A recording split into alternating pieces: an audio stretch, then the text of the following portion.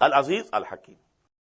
ذَلِكَ فَضْلُ اللَّهِ يُؤْتِيهِ مَن يَشَاءُ. This is the bounty of Allah. He grants it to himself, to whomsoever He wishes. Wallahu dhul fadlil azim, and definitely Allah is of infinite bounty. Now again, just as we had the example of the former Muslim Ummah, the Jews, the Bani Israel, now again example. O Muslims, you are today being given Quran.